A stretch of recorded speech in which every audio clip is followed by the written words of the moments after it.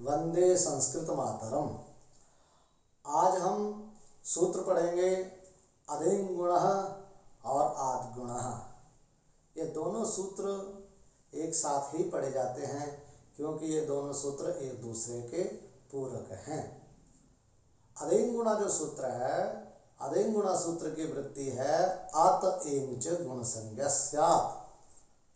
अत एंग च गुण संज्ञा स्यात्। अत अर्थात आकार की और एंग अर्थात एंग प्रत्याहार में आने वाले वर्णों की। एंग प्रत्याहार में कौन कौन से वर्ण आते हैं? तो केवल दो, ए और ओ। तो पूरे सूत्र का अर्थ हुआ आकार की, एकार की और ओकार की गुण संज्ञा होती है। अ, ए और ओ ये गुण संज्ञक होते हैं संस्कृत व्याकरण में। जब भी कोई प्रश्न पूछे कि गुण क्या है तो तुरंत कहना है अधिगुणः। अ, ए और ओ ये तीन वर्ण संस्कृत व्याकरण में गुण संज्ञक होते हैं। अब विषय की भी बड़ी प्रधानता है जी। यदि विषय परिवर्तन हो गया, आप यदि तर्क संग्रह पढ़ रहे हो तब आपको पूछा जाए कि गुण कितने हैं, तब वहां पर 3 गुण ना कह करके वहां कहना है 24 गुण होते हैं। रूप, रस, गंध, स्पर्श, संख्या, परिमाण, पृथक्त्व, संयोग, विभाग, परत्व, परत्व, गुरुत्व, द्रवत्व, स्नेह, शब्द, बुद्धि, सुख, दुखेच्छा, द्वेष, प्रयत्न, धर्म, अधर्म, संस्काराश्च चतुर्विंशतिर् गुणाः। यदि आप ज्योतिष शास्त्र पढ़ रहे हो तब आपको पूछा जाए कितने गुण हैं, तो वहाँ 36 गुण बनाए जाते हैं। वर और वधु का मिलान करने के लिए जो गुण मिलाए जाते हैं वो कितने हैं? 36। धर्मशास्त्र जब पढ़ रहे हो, पुराण इतिहास पढ़ रहे हो, तब कितने गुण हैं? तब भी 3 गुण ही हैं, परंतु वो सत्वगुण, रजोगुण और तमोगुण है। अतः जब संस्कृत व्याकरण पढ़ रहे हो उस समय जब गुणों का विश्लेषण करें तो कोई भी प्रश्न करे गुण कितने हैं, तुरंत कहिए अधिगुणः, गुण 3 हैं, अ, ए और ओ। इस तरह हमने अधिगुणः सूत्र का अर्थ जाना। अगला सूत्र हमारे पास है आद्गुणः। आद्गुणः सूत्र की वृत्ति है अवर्णाद् अचि परे पूर्व परयोः गुण एकादेशः स्यात्। अवर्णात् अचि परे, अवर्ण से अच प्रत्याहार पर में रहते। पूर्व में अकार हो, अवर्ण हो। अब अवर्ण में ह्रस्व आकार भी आ सकता है, दीर्घ आकार भी आ सकता है। अवर्णात्, अवर्ण से परे, बाद में अचि, अच प्रत्याहार हो। अच प्रत्याहार में पहले भी बताया अ, ई, उ, री, ए, ओ, आई, औ। ये कोई भी वर्ण हो सकता है।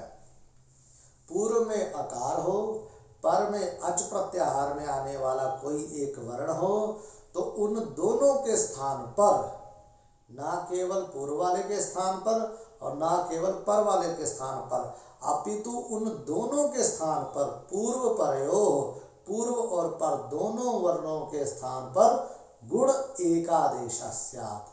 दोनों के स्थान पर एक ही आदेश होगा। कौन सा? गुण होगा। पूर्व और पर के स्थान पर गुण एकादेश होगा। गुण क्या है? तो अधिगुणः ने बताया कि अ, ए और ओ गुण है।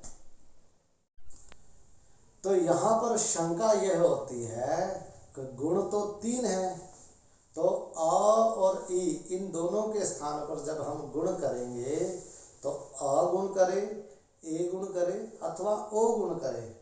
शंका का समाधान करने के लिए पाणिनि जी कहते हैं कि जो भी आप गुण कर रहे हो उस गुण के अंदर पूर्व वाले वर्ण का भी गुण धर्म होना चाहिए और पर वाले वर्ण का भी गुण धर्म होना चाहिए।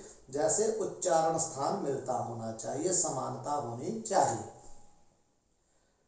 तो पूर्व में जो आकार है उस आकार का उच्चारण स्थान है अकुह विसर्जनीयानाम कंठ। आकार का उच्चारण स्थान है कंठ। पर में जो इकार है, इकार का उच्चारण स्थान है इचु यशानाम तालु।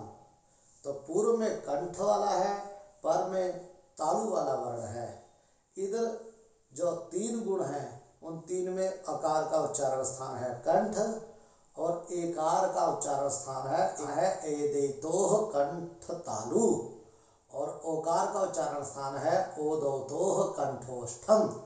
अर्थात इन तीनों में से जो ए वर्ण है, एकार है, उसका पूर्व वाले आकार के साथ कंठ के साथ भी उच्चारण स्थान मिलता है और पर वाले इकार तालु के साथ भी उच्चारण स्थान मिलता है। तो यह निश्चित हुआ अकार और इकार के स्थान पर जो होने वाला गुण है वो एकार ही होगा। तो ऐसा कह सकते हैं कि हमें रूप सिद्ध करना है उपेंद्र।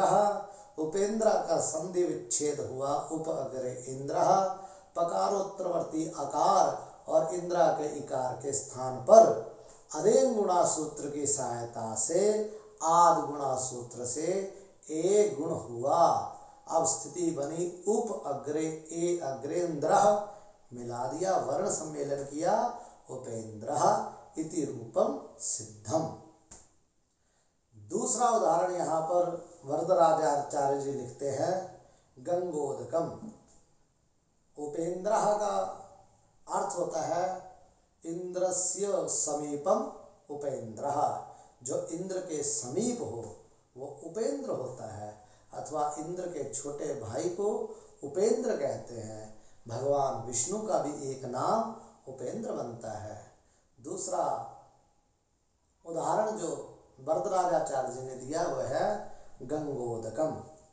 गंगायाः उदकम इति गंगोदकम, गंगा जल को ही गंगोदक कहते हैं। संधि विच्छेद हुआ गंगा अग्रे उदकम।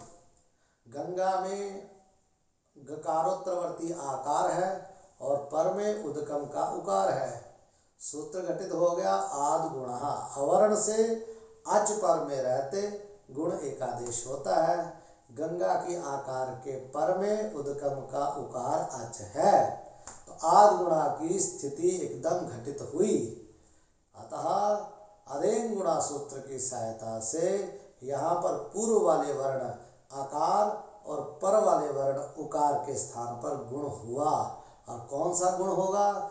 जिसका उच्चारण स्थान दोनों से मिलता होगा। पूर्व वाला अवर्ण जिसका उच्चारण स्थान है कंठ, पर वाला उदकम का उकार जिसका उच्चारण स्थान है उपपद्मानीयानाम ओष्ठौ, ओष्ठ।